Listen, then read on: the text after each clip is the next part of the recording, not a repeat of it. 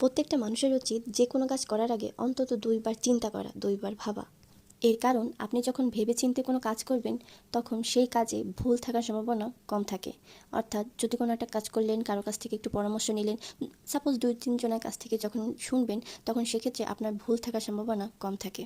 কিন্তু কখনোই কাউকে ঠকিয়ে কোনো দিন আপনি জিততে পারবেন না, এই চিন্তাধারা ঝেড়ে ফেলুন।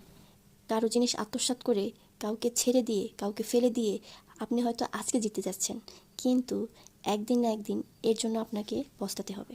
মানুষ ঠিক ততটুকুই পায় যতটুকু সে দেয়। আপনি আর যতটুকু দিবেন তার ফিডব্যাক তার দ্বিগুণ পরিমাণ আপনি পাবেন।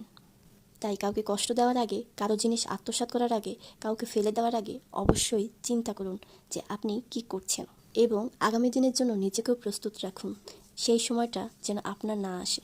যে মানুষটা ঠকায় সে তো ভাবে আমি জিতে গেছি, কিন্তু যে ঠকে সেই হচ্ছে প্রকৃত মানুষ, কারণ তার মনে কোনো দ্বিধাদ্বন্দ্ব নেই।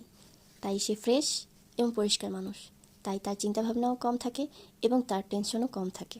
এমনকি যে মানুষটা ঠকে যায় সে আখিরাতেও তাকে কোনো হিসাবই দিতে হয় না, কারণ সে প্রকৃত সরল মনের মানুষ। তাই আজ থেকেই চিন্তা করুন আপনি যে কাজগুলো করেছেন বা করছেন সেই কাজগুলো ঠিক কতটুকু সঠিক। যদি আপনার মনে হয় যে আপনার কাজের দ্বারা কেউ কষ্ট পেয়েছে বা মনে আঘাত পেয়েছে, তাহলে এতটুকু নিশ্চিত থাকুন যে আপনিও এর জন্য অবশ্যই শাস্তি পাবেন।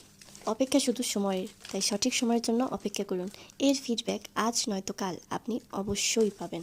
তাই কখনোই অন্যকে ঠকিয়ে নিজেকে জেতার চেষ্টা করবেন না, এমনকি সুযোগের সদ্ব্যবহারও করবেন না।